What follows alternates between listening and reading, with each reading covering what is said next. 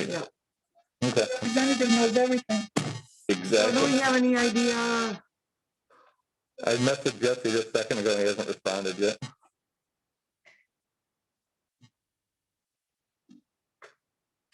Well, I was trying to join you saying that there's a different meeting taking place. I did.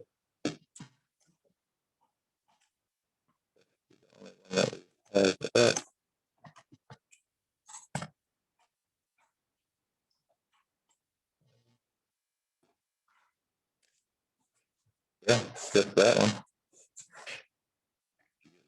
I'm talking to him. Okay. That's he's in the kind of 3-week hiatus. I don't know, Florida, and he's still not installing that. I might not be able to back and then gone. Oh, okay. And like it'd be up 30 minutes. Enough time to be in Clear County. Going someplace nice. Surveying all the fields between my house and there. Okay. And I come home, look out behind my house, down into the woods. It's still all snow. Oh. Yeah, I'm like, eh. I think my yard's the last yard in Clear County to lose snow. I really do. Oh, really? That's because I've been dumping it there. Let you know. Finally know. Yeah, it's me.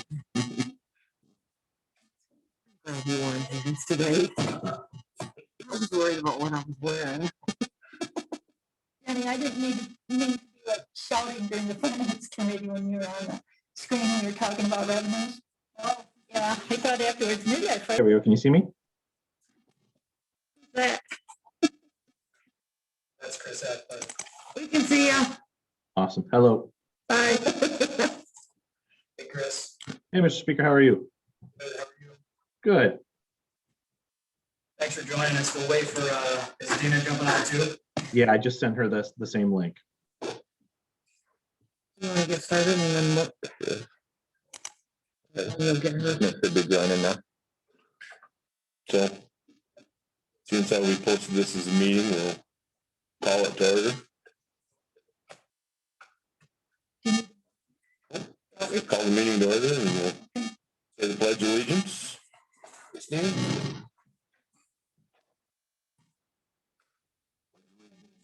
Flag of the United States of America and to the republic for which it stands, under God, indivisible, with liberty and justice for all.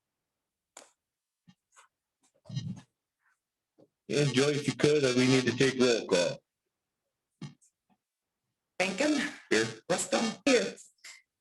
Haskell. Here. And the rest are absent. There you go. Okay. Now, next on our agenda, we're talking with Jason. Well, we're Speaker of the House. I think we can probably go around and introduce ourselves to you, if you'd like. I'm Jeff Haskell, District 7 Commissioner for Clear County. I basically handle Harrison and part of Hayes Township. Sandy? I'm Sandy Briscoe I'm a commissioner from District 5. Rick Bankin, District 3. You got the ordinary people. Yeah. And you got Jenny. I'm the county treasurer. Tracy Byard, County Administrator. Joy. Joy Brindle, County Clerk's Office. Josh. I forgot. Johnson with my staff. Yep, so pretty much if you ever call into the office, probably 9 times out of 10, I'll be the first voice you hear. So always feel free to give us a call. All right. Great. Purpose of the meeting, I guess, through Rick, you talked to Rick and we maybe wanted maybe a little insight and help with our budget. See if you could give us a little guidance on maybe what, if we're doing something wrong, any different other revenues out there that we could gather, that type of thing is what I thought the purpose of the meeting was. Is that correct? Yeah. Yeah. So. I appreciate you guys. I appreciate Rick reaching out. I appreciate you guys pulling us together. I wanted to get 2 folks on the line with us, Dina and Chris, but give them out. I envision this as just kind of a roundtable discussion where you guys can kind of explain some of the struggles and some of the things that you're experiencing. Overall, we can, as they're listening, they can offer us some ideas and suggestions on what they've seen. They've done this in other communities, and it's been really successful. As much as you can kind of disclose to them on what we're truly struggling with and what maybe the root causes are and what are the challenges, they'll be able to kind of offer us some ideas. Hopefully, maybe not at this particular meeting, but even some follow-up. Once we put some of the pieces together, they can kind of help us craft whatever it is we might need as a solution. So with that, if you don't mind, Mr. Chair, I'll kick it over to Chris and he can introduce himself. And Very good. Yep. Go ahead, Chris. Thanks for being here. Absolutely. And thank you. Thanks for having us. Thanks for inviting us. I'm Chris Hackbarth. I'm the Director of State and Federal Affairs for the Michigan Municipal League. So I work with all of the cities and villages in the state. So Clare and Standish through the Speaker's District, Harrison and Everett, as well as a few urban townships we also represent. I handle all of our tax issues, all of our municipal finance issues, revenue sharing and appropriations. And so we've had conversations with the Speaker and his staff, Senate Majority Leader and their staff over the last few years as we look at this whole topic of municipal finance and kind of what's happened, especially after the Great Recession for local government budgets, whether it's county, city, village, township, kind of we're all in the same boat on this.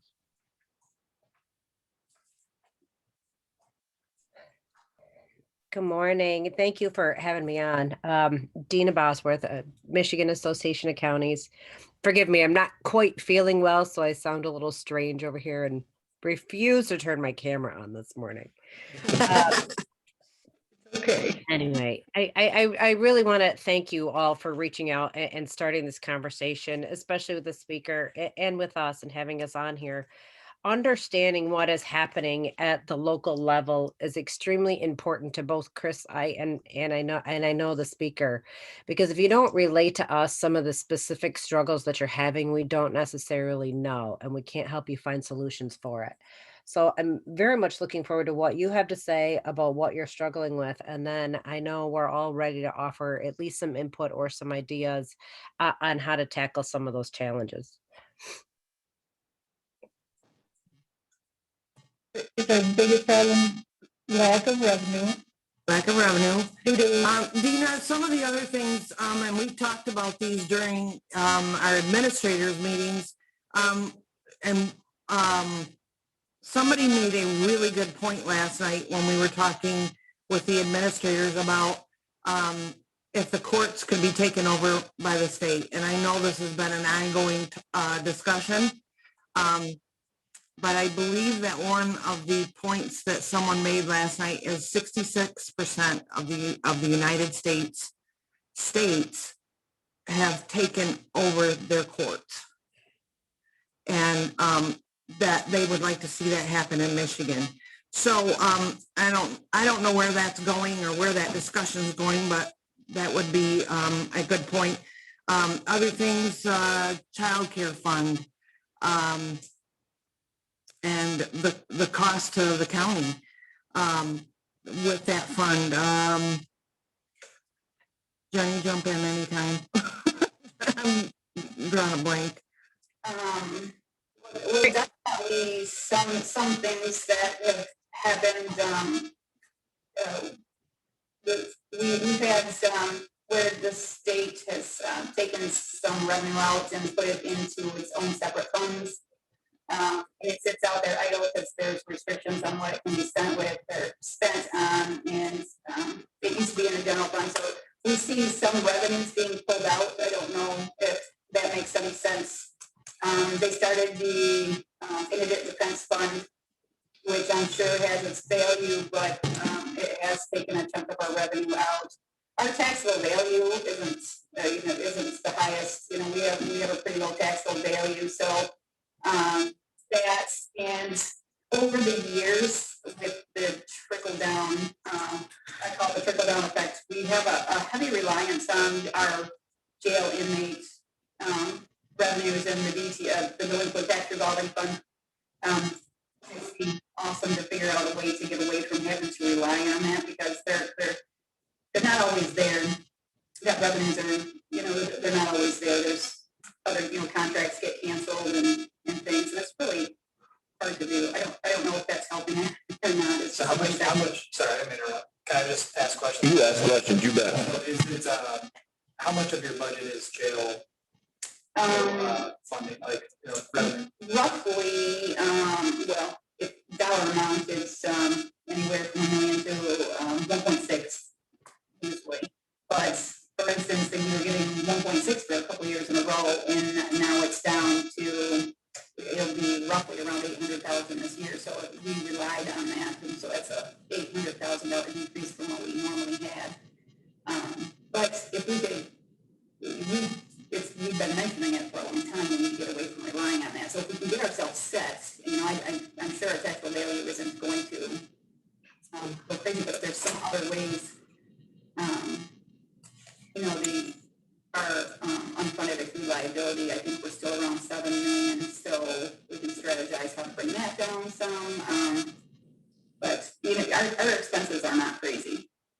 You know, employee-wise, we're probably, you know, our employees don't get paid, but a lot of others from counties do. So, you know, it's just trying to strategize to figure out how to get our revenues working for us, I guess. I think that's where we struggle, you know, through all our meetings, we've got each department almost working as bare bones, the smallest they can go, and we can't seem to cut our way out of this.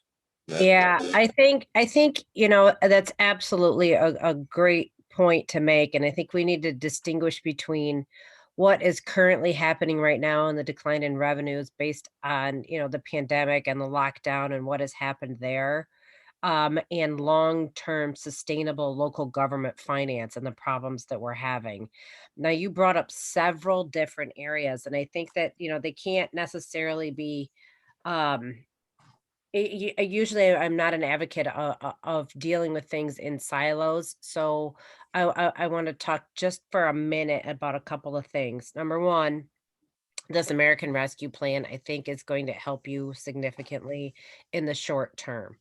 And in the, you know, it will deal with your 800, it will help you absorb the loss in your jail inmate line item, that 800,000. I do believe that American Rescue Plan money is going to allow you to utilize those funds for any kinds of real losses in revenue and how that has affected your budget.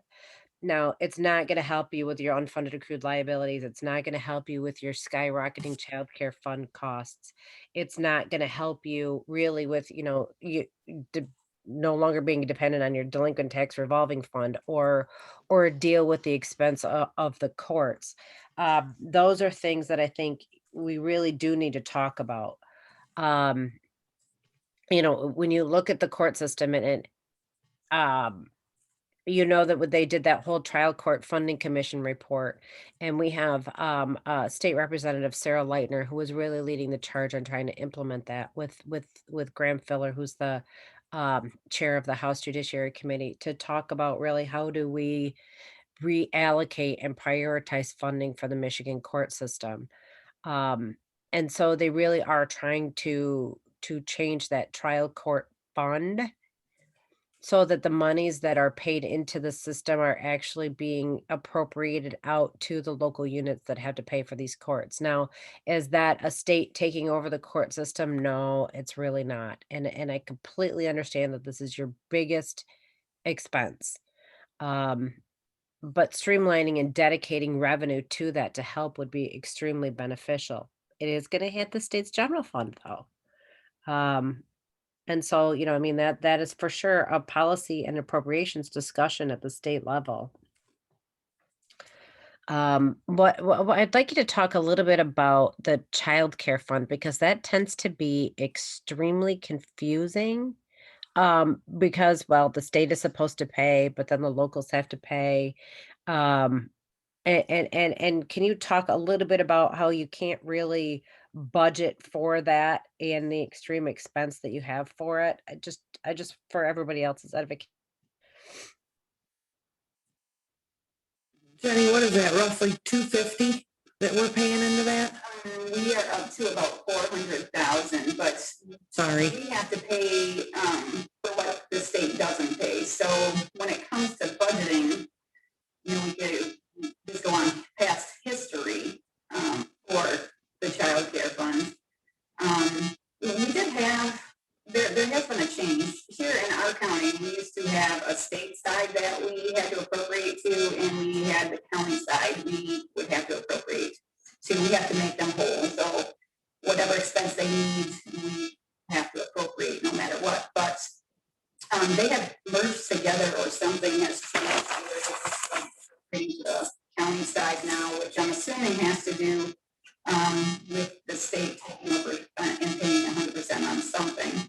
I don't get into the internals too much on that. I just see the finance side of it. But we basically just have to make sure they have enough money. So usually at the end of the year, I mean, we watch it throughout. And, you know, I appropriate what we need to on a monthly basis, so I kind of gauge it that way. But by the end of the year, we're definitely appropriating more. And I don't know exactly what's happening on, but I know the launching is here pretty soon, and they're going to add, is it, what is it, they're adding in October, so that'll affect our next budget. I'm not sure what will happen with that. But it's increased. It's we used to only appropriate maybe 150,000, and so we're up to about almost 400,000, I think, right now. So Dina, what's the problem? What's going on there? You know, why does that keep going up like that? Because they don't have control over it. That's it. I mean, you know, the kids that are placed in the system or that need these services, it's not up to the county to decide what those services are. You know, the judicial branch and the child protective services make those determinations. And so then it's just a bill that the county gets and that they have to pay. It's not something that they can plan for. It depends on the number of kids. It depends on the severity. So Clare County is not alone in this situation in that they just have no idea. You can't budget for it. You can't plan for it. You can't say no. You can't really even cost shop or control those costs in any way. It's just a financial responsibility. They get handed a bill. This is what you got to do. So It's not a change in the state funding mechanism or allocation. It's just better, more kids in the system. yeah, it's more kids, or it's the type of services that are being required and the costs of those services. So there's not a whole lot of control there, I think. But this speaks to the bigger problem, and I think I'm going to rope Chris in on this now. But it speaks to the bigger problem. We're always going to have those issues that require general fund dollar allocation. And again, Clare County is not alone in this, where you have expenses that come up or things that have to be provided, and you just don't have the general fund anymore to pay for it. And so you're constantly robbing Peter to pay Paul. And that goes to, this all speaks to the whole breakdown of the local government finance system that we're facing. Because, you know, the general fund for locals has completely been, you know, defeated and undermined. I'm not, and Chris can talk a little bit more about this too. I'm not necessarily saying it's Proposal A's fault or the Headley Amendment fault or any of those things. If you add it up over the past, you know, 20 years, we've been faced with a significant decline in property tax value. We've been faced with, you know, not even inflationary increases in you know, revenue sharing. So even keeping up with inflation. So recovering is not the same at the local unit as it is for the state. You know, the state's dependent on sales tax, use tax, income tax, business taxes, all of those things that rebound when the economy rebounds, where local units are not. They're dependent on the state, and they're dependent on property taxes that are, you know, kept at the rate of inflation or less, you know, 5%, whichever is less. And so they can't really recover. And if you don't have the properties turning over or the increase in value or new growth, you're not allowed to grow in any way, shape, or form. And then you add to that all these different little property tax exemptions for really good causes, you know, I mean, disabled vets, or hey, everybody wants, you know, broadband out there, or whatever it is. It's further eroding that base where they can pay for these childcare fund expenses or the courts or, absorb the problem with, a decrease in occupancy at the jail. They just don't have that flexibility anymore. Chris, will you? Yeah, Then no, and Dina's absolutely right. So as we've been looking at this over the last, really since the Great Recession, I mean, you guys witnessed it. We saw across Michigan, property tax bases dropped an average of like 17%. We had some municipalities in Michigan lost 50% of their tax base. So when you're talking a budget that, 2/3 to 3/4 of your budget is property tax and revenue sharing alone, just those two sources. So there's no diversity in revenue stream. Then you have a base drop of, 15, 20, 25, 35, 45%. And then you're limited on the recovery of that. So the base can drop. Proposal A and Headley allow you to drop, but they don't allow you to recover that gap, to go back up that gap. You can only grow back at the rate of inflation. So you never recover where you were. So 2005, 6, 7, you were, potentially 20% higher, and you're still struggling to get back to where you were in 2008 from your property tax base. Then we look at the revenue sharing situation. I know for the cities and villages, I was looking at Claire's revenue sharing, the city of Claire's revenue sharing situation. In 2002, they had $719,000 in revenue sharing. In 2017, after the Great Recession, states in the middle of a full recovery, they had $468,000 in revenue sharing. So a $250,000 loss in revenue sharing at that point. That's a huge hit. And you guys know from the county perspective, you're seeing the exact same types of things. When you look at your property tax base, your revenue sharing funds, they're just not keeping up. And so you're trying to fund services that grow every year. You got employees, you expect to pay your employee, they're expecting to get increases. You have increased costs related to employing those folks. Most of local government is people.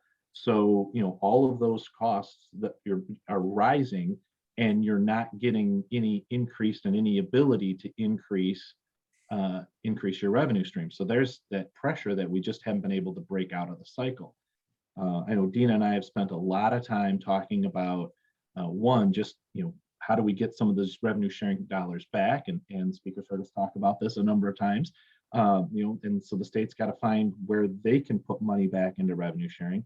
But then it's looking at some of these other policy issues, whether it's policies that will help local governments maybe diversify their tax base, their revenue base, so that they have some more flexibility when there's a downturn, or it's defending against some of these death by 1,000 cuts. Every time, as Dina mentioned, the disabled veteran tax exemption is a great program. We have no issue supporting our veterans, but the legislature passed this tax exemption and told the locals to pay for it.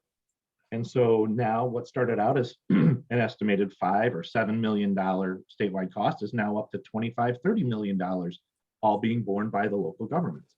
You start adding in some of the other things that have been done. The PPT system that we have for eligible manufacturing personal property has been working very well.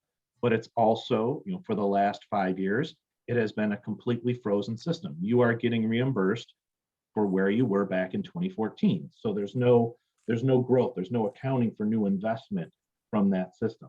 So I think these are the things that, Dean and I and our counterpart at the Township Association are having numerous conversations with the legislature about what are the ways that we can provide some diversity to revenue, provide some recovery of revenue, and then make sure that we've got a system where we're not constantly undermining it as we move forward.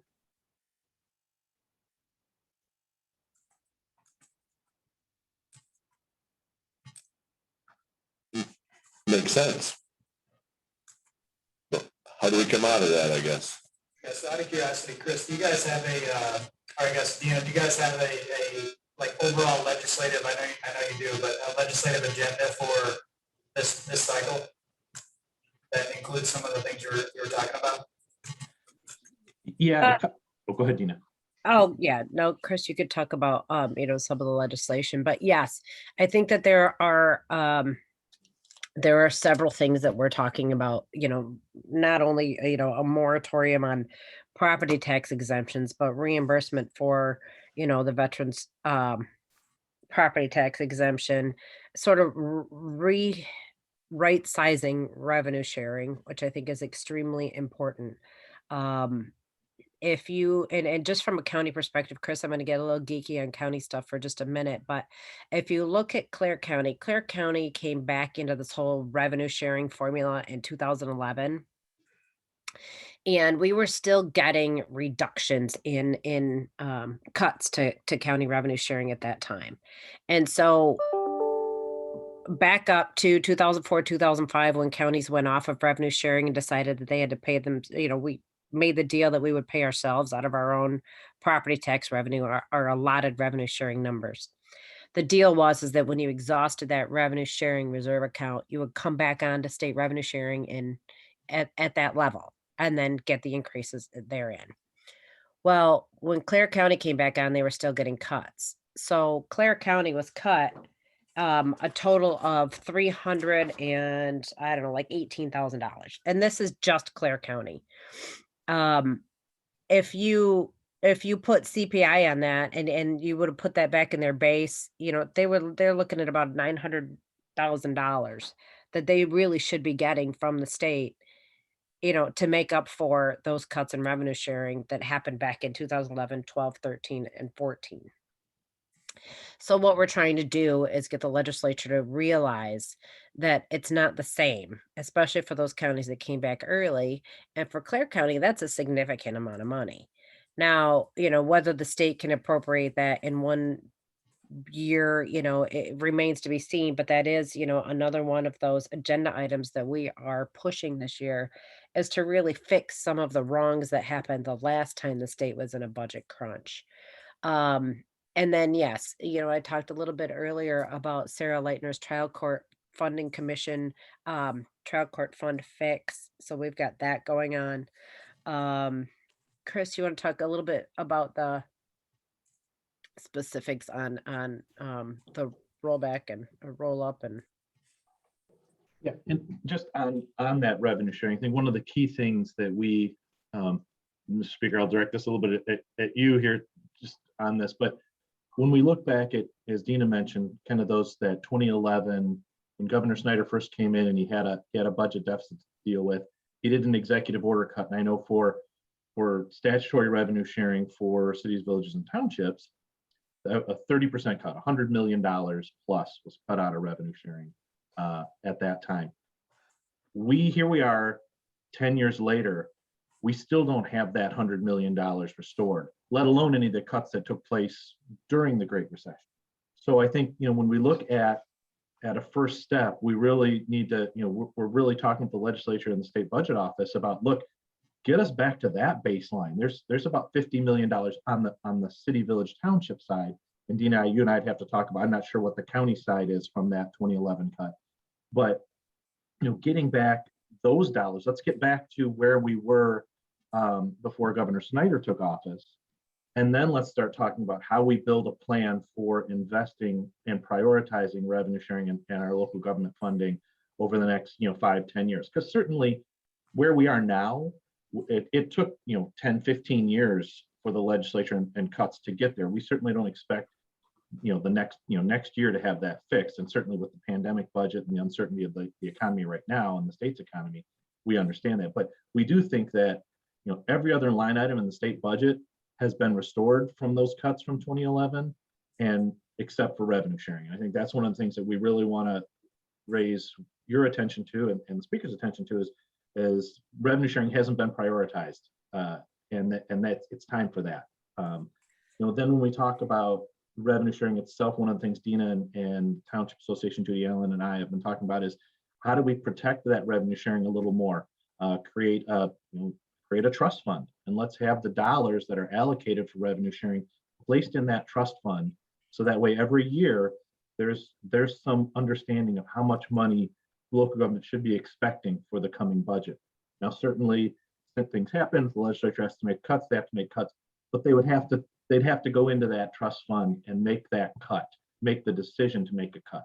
They don't have to do that today from a budget standpoint. They just appropriate whatever dollars are agreed to. I think one of the other things as we talked about the property tax base is, as I mentioned, when we came out of that Great Recession, you had that drop in property values that even though you've had great growth and you're having, we've got a real estate market right now on the residential side that's just hot, those values that are rising there, local units aren't able to take advantage of, because the minute Headley and Proposal A start interacting, and the minute that those pop-ups cause you to exceed inflation, now all of a sudden everybody in the community is getting a rollback. And I know I talked with one of my city managers down in Brighton. So Livingston County, obviously a ton of growth in that county, a ton of population growth and development. They're still just this year getting back to their 2008 levels of property tax revenue, but yet they've faced 2 years in a row where they've had rollbacks in their rate, because the churn of property sales is causing their millage rate to get rolled back, even though they're still below where they were in 2008. So that's one of those conversations that, we think statutorily, we don't have to do a constitutional change. Statutorily, we could pull out the pop-ups from the rollback formula, from that millage reduction fraction formula that the treasurer is probably familiar with, and have those pop-ups then build you back over time that gap between what happened in 2007, 8, and 9 with drops in property value. I think the other one that's out there then is in periods where there are drops in the economy, or drops in value or value growth of less than inflation. Before Proposal A, you were allowed to do what's called a roll up, as long as you had room left in your millage cap. You were allowed to keep pace with inflation during those periods, again, but only to the point of where your millage cap is. We need to get back to allowing that again. So there's some smoothing, if you will, when there is a drop in the economy. So you're not seeing 15, 20% drops like we saw in the Great Recession, and God help us if that ever happens again. But as I know all of you are probably looking, I know my members are looking, commercial properties right now, we're very nervous about what happens with commercial properties as we move into this next 2 years. If you've got vacant office space, or if you've had a theater closed or a gym closed, you have every right to come in and ask for an appeal right now. And what does that mean? Because that base gets reset and you don't get to come back from it. So those are as we look again, kind of from the comprehensive standpoint for all three of our organizations, I know from the league's perspective, we have some other revenue diversification items that impact cities and villages, not necessarily counties, that we're working on. But those are some of the things that I think that are out there that legislatively we're going to be working on over this legislative term. I think I'll just add to that, Chris. It's not, and it's never going to be just a one of these things fixes the problem, because it is just a systemic problem across all counties and cities across the state. Just because of the structure of the local government finance system. So it is going to take a combination of quite a few things in order to get back to at least sustainability. And we talk all the time. I mean, this is just every county, every municipality out there has been doing nothing but managing the decline.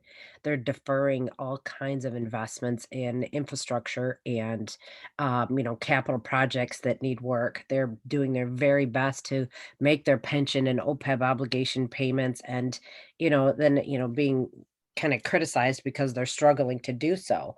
But the revenue and the support for local units has declined so much over the past couple of decades that it's virtually impossible. So there are lots of options out there for additional revenue, not just the fixes for revenue sharing. The fixes to the property tax system are essential. The stemming the bleed from exemptions would be extremely helpful. But then again, different revenue options, I think, is something that we're gonna have to start. Well, we would like to start talking about, but just be cautious that it's not going to be the same everywhere. Yeah, Chris, from what I'm hearing, you guys got a plan for a long-term solution. But what's the plan for a short-term solution to stop our bleeding right now? I mean, to help us right now. I think, as Dina mentioned, you've got, these American Rescue Plan dollars will be coming in. And that's certainly one-time money. I mean, you got to view it as one-time money, one-time investments, one-time supports and support from lost revenue. Again, we're going to be pushing for, as we move out of this year, for kind of that short-term infusion on revenue sharing, on the revenue sharing side, either this year or next year, try to get some dollars so we get back to, like I said, the level at least we were in 2011. I think those, those property tax changes again start to, as if we can get those going, that will help mitigate any further loss. And then, I know the speakers talked with us, and we've been talking with. I think there's a package getting ready to be introduced in the Senate in the next couple of weeks that will deal with the veterans exemption, which would restore all those dollars back to local governments over the course of the coming year. So that would be, again, a couple of near-term additional revenue supports for local government. And again, this is, as Dina said, there's not one solution here. There's going to be a lot of things that have to be done to help add back into the bucket as opposed to having it leak. Do you have any idea what the stimulus dollars look like for Clare County? Is there an estimate out there? 600 or 6 million. It's so like 6 million too, something like that. Is that unrestricted, Dana? Do we know if that's going to be just? Yeah, the rescue money, it is not unrestricted, but it's intended to be flexible. So it has to be allocated to COVID related expenses and losses, except for the money that you'd be allowed to give out to other entities. So if you want to help, some businesses in your county, or if you want to put some money into broadband infrastructure, you can do that. Water and sewer projects, you can do that. So, like I'm saying, that it just depends on how you play with it. You can use that money up through December of 2024. So the county's going to get half of their allocation sometime within the next, 30 days, Chris, or 60 days? I can't remember. Yes. It was 60. It was 60 days. Yeah. And 60 then a days. year later, you'll get the other half. Now, when Chris was talking about watch for those declines in commercial property value, because you're gonna realize those reductions next year. And so I think that's going to be an eligible sort of use of the funds that you're going to get from the federal government. But again, it's short term. And like Chris said, once those values drop, it's going to take forever for those values to come back again. And you're not going to have this federal money to help you, once, you would get down the line a little bit. So, yeah, it's not unrestricted. It has to be COVID related expenses. So you can give bonus payments to, some of your essential workers. You can help some of the members in your community. You can use it probably for that $800,000 decline in inmates, because you could show that it was a loss due to COVID related, less traffic in your jail or whatever it is. So it's going to be a little tricky. As far as the long-term plan goes that you guys are discussing legislatively, is that where we at in the phase? Is it proposed? Is it, you guys have people you're working with internally? Is it committee process? Like, where are you guys at on the long-term fix? So the trust fund legislation, the revenue sharing trust fund legislation, is something that grew out of legislation former Rep. Verheulen had. I know Senator Moss had last term had the bluebacks on that. We're working on getting those back again this term. We'd love to work with your office on getting those reintro requests done. On the property tax issue that I mentioned, kind of the pop-up issue, that is something that Representative Ellison has, and he's talking with Representative Frederick about it. We have a group of former municipal legislators. You've got about 30 legislators in the House, Republican and Democrat, who are former municipal officials. And so he had a bill, Representative Ellison had a bill in lame duck last year that we're going to work with that group of former municipal legislators who are former municipal officials to reintroduce that. That language is drafted and looking at trying to get that back in probably in April. We've had some conversations with Rep. Bolin about that from last term, Mr. Speaker. So, there's some things that I think, and then Senator Bumstead has the veterans exemption legislation. And I know he's kind of completing some of the dotting the i's and crossing the t's on that, and that should be ready to introduce. Dina, did he have a time on that? Oh, I'm sorry. Not that I know of. Just asking our organization to find out how in each particular county, how much of the veterans have exemptions in our counties right now. So our organization is compiling a bunch right now, Dina. Yeah, thank you. Having that information is very helpful. So thank you. Value-wise, not yet, but roughly, I think it's 131 parcels in our county, but we're still working on that because our information is only as good as what it was maintained in the databases. So we're trying to figure out if it's all marked right in the databases. But we are compiling that right now. So I guess more so, I know those are the proposals you guys just were talking about. What about the long-term kind of revenue sharing fix where we're trying to get back to where we were? It's not going to happen overnight, obviously, like you stated, but is there a plan to get that going legislatively so that it holds the legislature accountable, like when I'm gone, that people are still, that this is happening ongoing? Yeah, I think that's what Chris. So first of all, let's talk about allocating money to make the local units again. Chris said 2011. I mean, we can pick whatever year it is.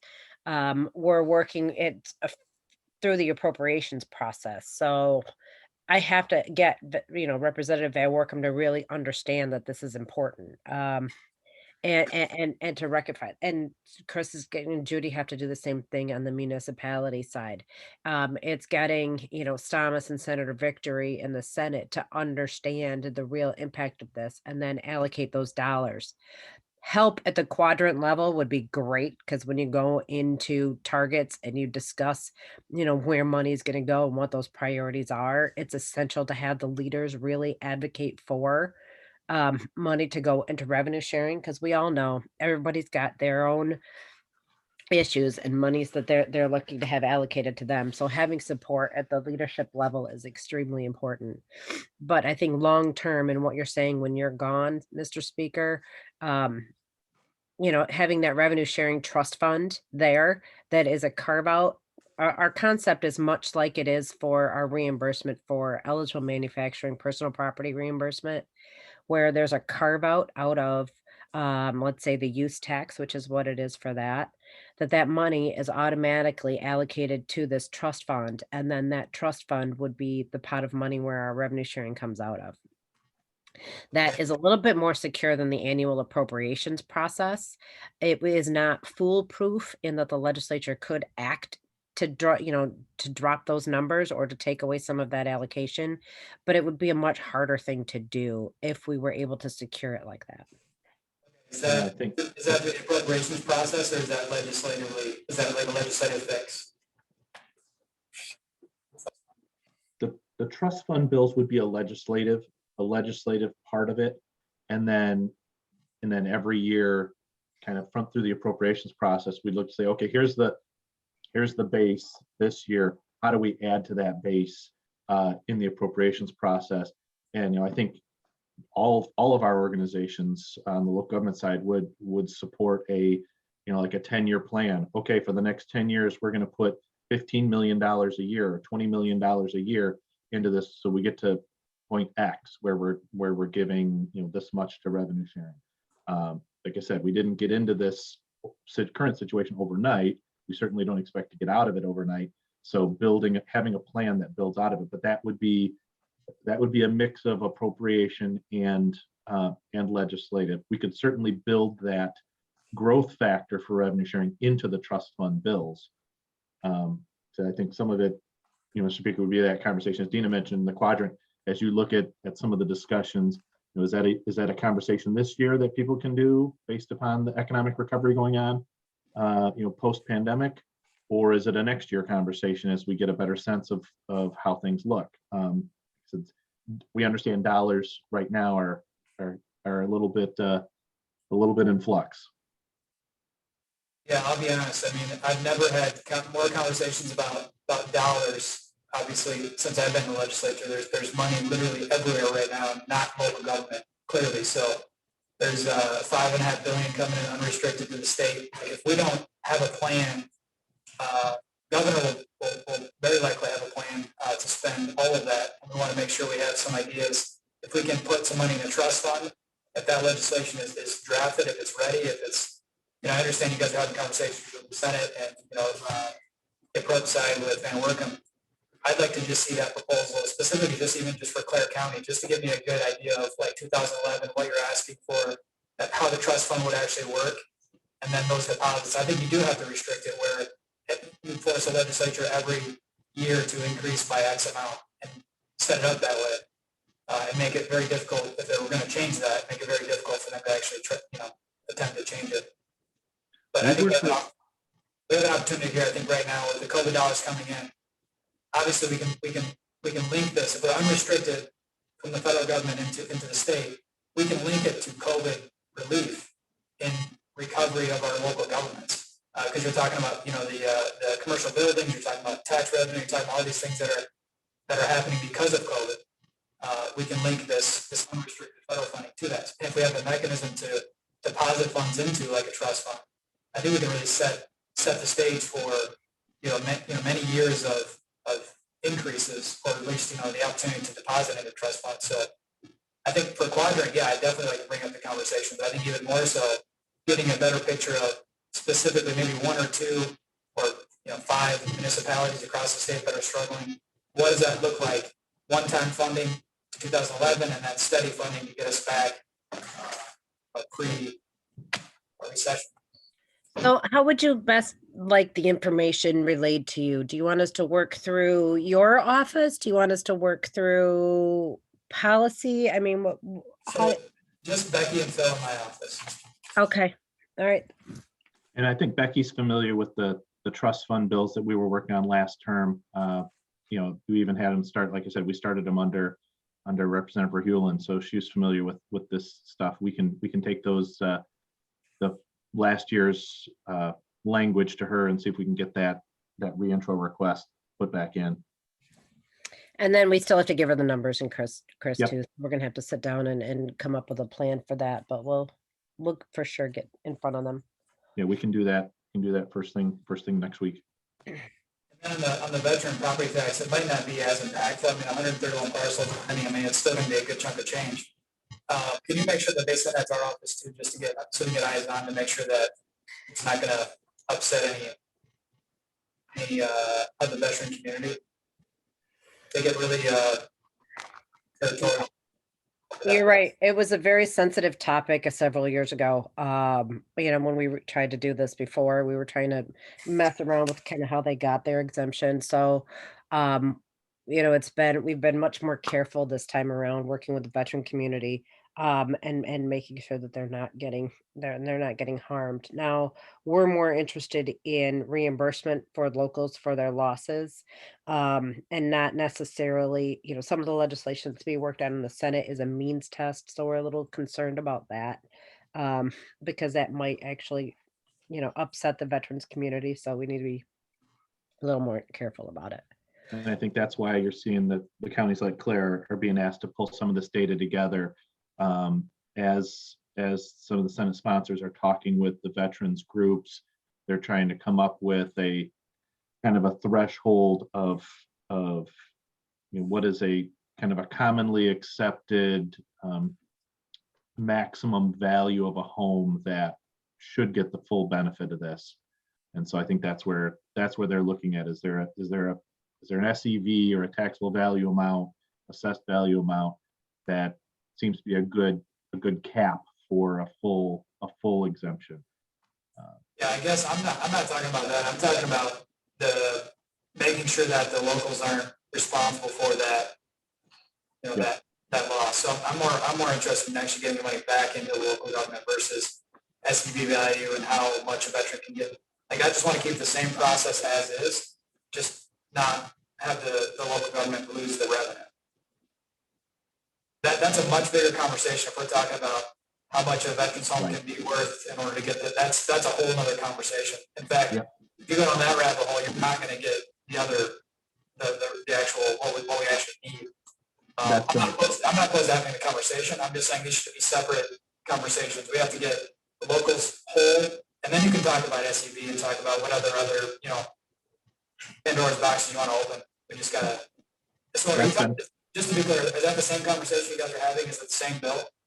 Yeah, I mean, that's exactly where we're coming from. So we're in agreement with you. I think that those conversations have to be separate. Otherwise, nothing gets done and it just inflames everyone's emotion. That was our specific comment to the Senate staff was, you know, let's make sure we get the reimbursement part done first. And if the other stuff happens, great, but we don't want the one to fall because of the other.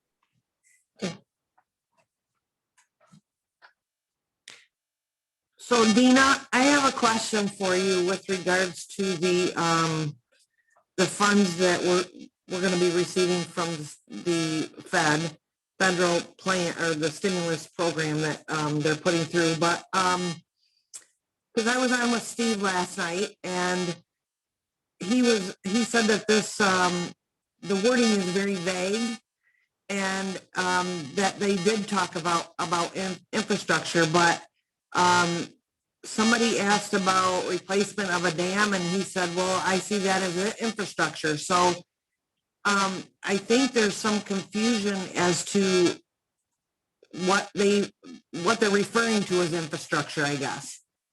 You know, you just gotta, I'm gonna say it's vague on purpose. There's money in there for infrastructure. There's money in there for water, sewer, broadband.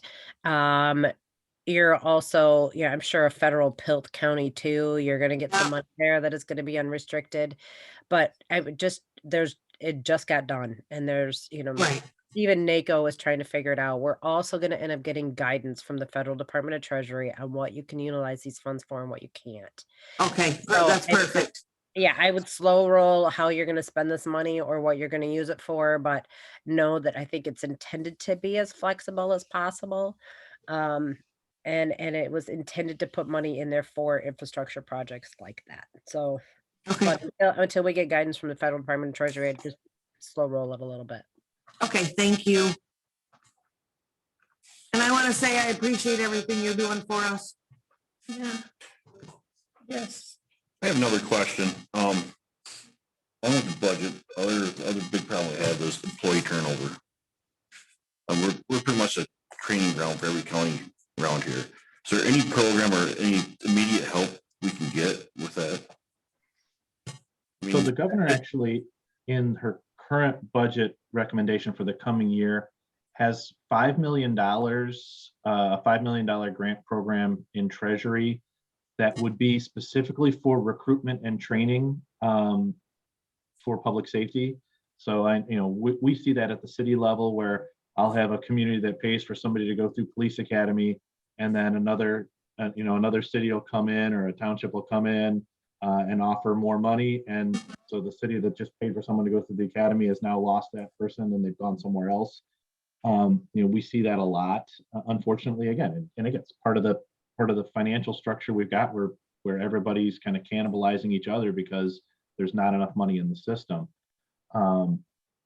So I think one of the things we're looking at with that 5 million is, we certainly support that and making sure that if a grant goes to a community to recruit someone, that it's that person then actually goes to that community. It does, another community doesn't come in and take that employee. Again, I think these are public safety related. Chris, will that be prorated based on population and micers for calls for service, or do you not know yet? There's very little language in the boilerplate recommendation yet. Some of the conversations we've had with the two budget subcommittees, Representative Van Werkum's subcommittee and Senator Victory's subcommittee, is to put a little bit more guardrails around it.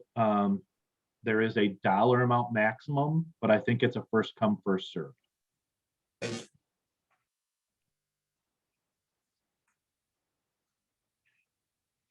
Yeah, Chris, I mean, I think that's good for public safety, but there's a lot of other departments, and as you know, that this happens in, where they get trained and then another county close by who's maybe doing a little bit better than us as far as maybe a more urban community or a county versus us. They don't just snipe us in public safety, but it's all across the board. So is there other opportunities that we can maybe take advantage of that, or create in essence for rural, underserved communities that can take advantage of something that can hold their employees or, offer a better retention, options?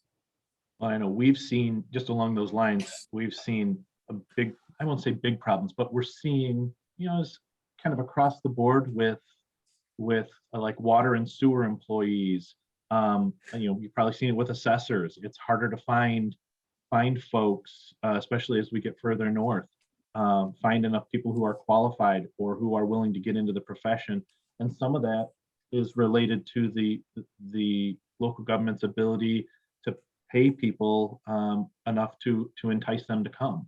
So certainly if we can beef up the finance system for our local governments, they have better ability to go out and attract talent and retain talent. But yes, I think there is a need. And like I said, I know we've talked about it with the American Water Works Association and the Michigan Water Environment Association. What can we do to help recruit people in for our water and sewer systems, to get involved in that profession, because we are seeing a drop in people. I know from our city manager standpoint, I don't know, Dina, if you've seen this with city administrators, but from our city manager standpoint, we're seeing, a lot of retirements. A lot of the profession is at the latter half of their careers. And so getting people engaged on the front end and interested in the career, some of that's going to be a workforce conversation that we need to have. But how do you, some of it too is how do you convince people that that's a career they want to go into? And we really are relying on some of these trade associations, if you will, to give some thought on how to build that up. But we'd be absolutely open to any sort of grant programming or direction through like our community college programs to see if we can build some of these professions up. Yeah, I think you're right, Chris. And I think MML has really done a very good job of trying to highlight the need for, talent recruitment, talent retention. And for the rural areas, I think you're all right. I mean, it's even harder for you. So we would be supportive, yes, of any kind of grant program or anything like that. But it does go back to, just the basics. I mean, how do you attract and retain them? It does take, revenue, and it takes. I mean, right now, there's just no stability in it. You've had to decline, lay off so many people and shorten your workforce because of financial problems that it doesn't make it necessarily that attractive of a job or a field to go into. So we do have to rectify it, I think, from just that very base foundation of how do you pay for it. If Michigan Works would put some kind of internship together that would help pay part of the employees' wages, but get new people in to learn the job. Great idea. I know we worked with MEDC over the last 2 years on a fellowship program to get grad students into like city management and understanding city management and providing some fellowship support along those. That was a great program, had a lot of success in terms of getting people in, whether it's planning and zoning, whether it's management itself or finance. I think there's opportunities potentially for that type of program to be successful too. Well, yeah, you could maybe even have every department have an apprenticeship program going on where Michigan Works would pay part of the wages, and that would actually be a recruitment to fill some of our vacancies down the road. Yeah, Go ahead.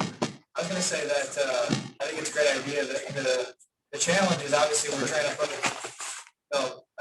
for lack of better analogies, Band-Aid on a pole one right now where they just can't stop the bleeding. So while we're trying to stop the bleeding, you're spending the money and the training, and the talent's there, and you're getting people on the job, and then they're leaving because they don't get paid enough.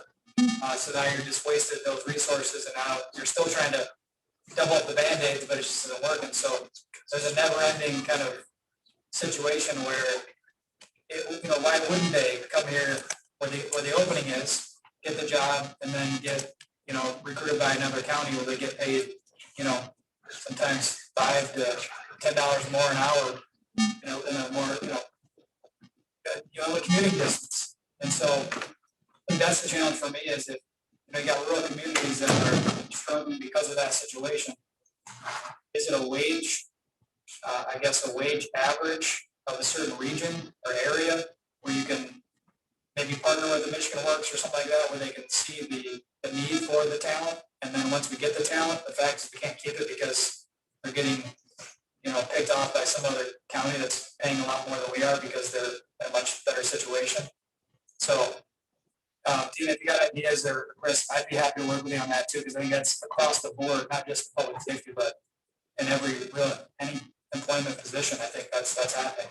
And obviously it leads to lower morale, leads to, obviously the retention issues, but even if people want to stay in the community because they love the community, they work here, they live here, they're leaving because they're just not getting a raise, they're not being valued, and they're going across county lines and making more money, and they don't want to go, but they have families and they have, opportunities in other areas. So I'm thinking more of a regional type wage, at least fairness. While we're trying to stop the bleeding, we have to offer some type of something.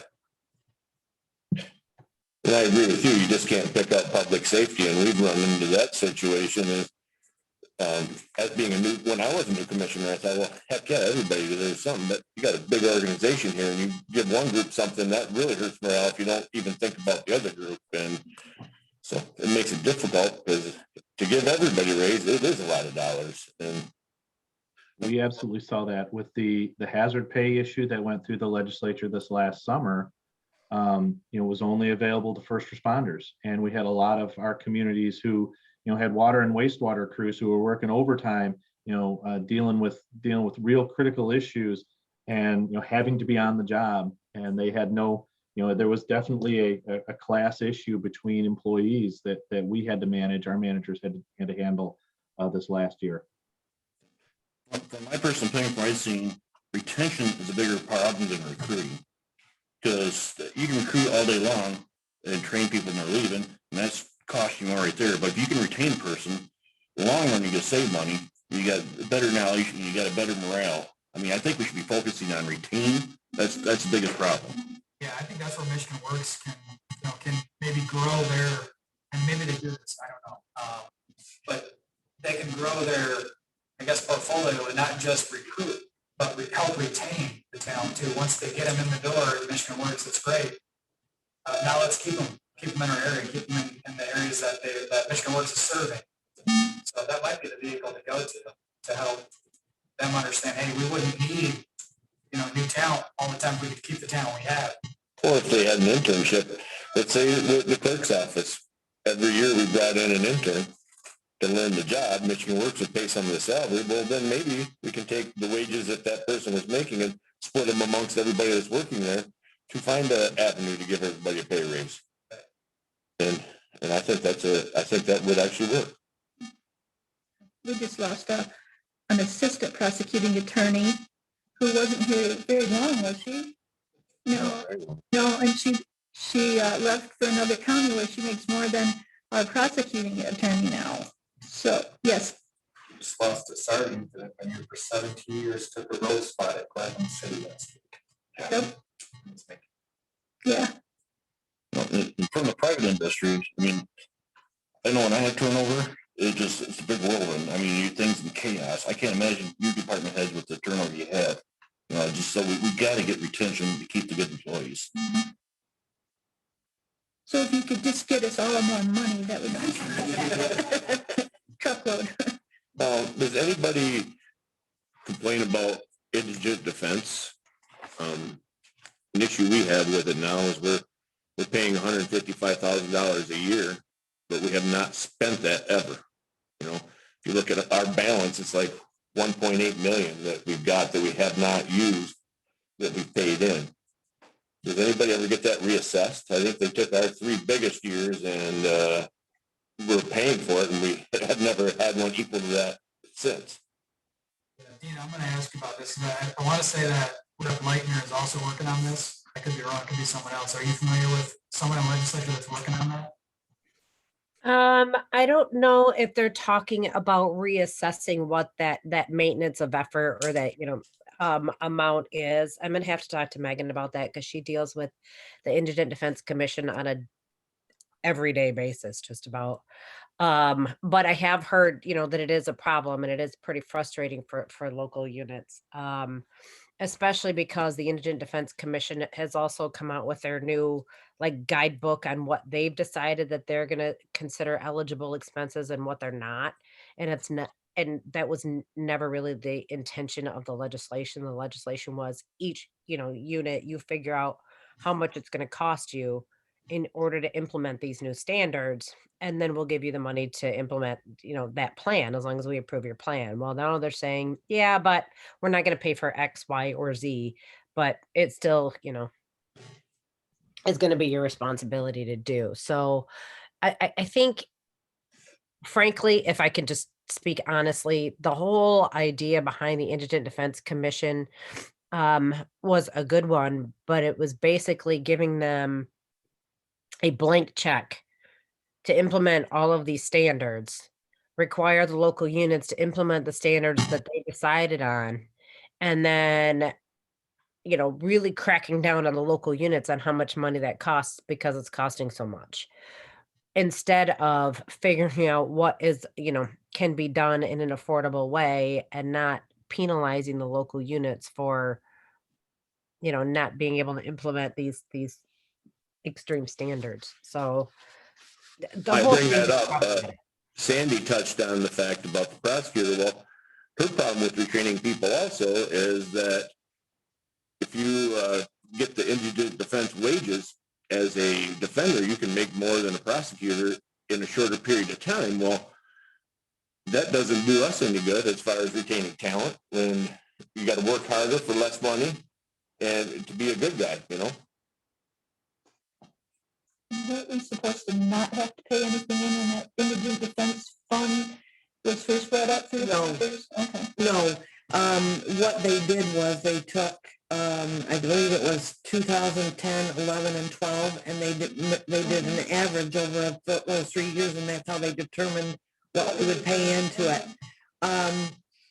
But Dina, just so you know, I do understand that there is a committee that's working on, because it's written into the statute, I guess, that after so many years that they would take a look at those figures for the counties.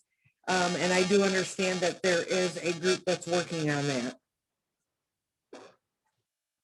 Okay, great. And yeah, Mr. Speaker, I'll have Megan follow up too in your office and let you know what's going on with that. And I can understand the frustration. We have $1.8 million in that fund, and we're still forking out money for it. And I don't know if Dina, if you've heard what it's like to deal with the MIDC, but we've had an ongoing construction issue in the jail that's been going on with our attorney-client rooms, and it's grueling having to work with them to get anything approved. They are very strict and sometimes very nasty about how the whole process works out with them. They're just not easy to work with. I give everyone so much credit for dealing with them because I have witnessed their meetings. I've watched them. I've watched Megan pull her hair out. It's been a very trying experience, to say the least. Meetings in our office, meetings at the MIDC, where counties are just completely ignored. So yes, I feel your pain. Thank you. What's the reason why them giving us so much revenue that's sitting there? I mean, it's carrying, for the past years. And so I'm trying to find places to invest the money because it's just sitting there. But as you know, the rates are ridiculously low. So it's I guess I'm confused why there is so much money sitting out there.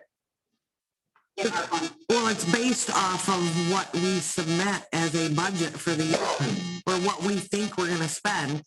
And if you recall, the first year we didn't really get started in the indigent defense fund until like partway through that year. So those funds just sat there. They paid them, but we didn't use any of it. I don't have a problem with it, I just wondering Right. if there's some, it's, Yeah. Well, as Rick asked, the short-term fix, we got 1.8 million sitting there. You know, that would actually help us out right now, definitely. we didn't have to pay the 165 for the general fund, that would be great. Right. 1.8, why do we have to pay 155 every year? Christine, anyway, for those that don't understand, it's basically the county's got to spend down their own money first, and then they can tap into that. So that's what the problem is. On what, Dina? The indigent defense stuff. Yeah, I've got 20 or so cities that fund their district courts that have to have this, but our costs tend to be a lot different at the district court level than they are at your level. So I don't know. Yeah, that's right. But anyway, it's just explaining it to you. Anyway, Well, I have to run, so I don't necessarily need to cut the meeting. You guys are still going. I just got to run to the next meeting. We're going to go over to Hayes Township and say hi to those guys with their clinic they're doing over there with COVID shots. So I appreciate Chris and Dina. I'm looking forward to following up with you guys with the team, and we'll get back with you guys on some of the ideas and some of the long-term, solutions, the trust fund ideas and, the veteran stuff. And federal funding will obviously, probably keep you guys abreast of what's happening with that as details come out. So I appreciate you guys doing this. Thanks for reaching out, Rick. you've Mr. been Speaker. extremely helpful. Thank you so much for this. It's greatly appreciated. Absolutely. We'll be back in touch very soon. Thank everybody for coming too. It's been, Yeah, it's thanks been a for your nice help. meeting. Absolutely. Very informative. Thank you. Thank you all. I'm going to wrap. Thank you. Thank you. Thank you, Mr. Speaker. Public comment. Yeah. Since it's a meeting, is there anybody have any public comment out there? Nobody raising their hand? All right, meeting adjourned.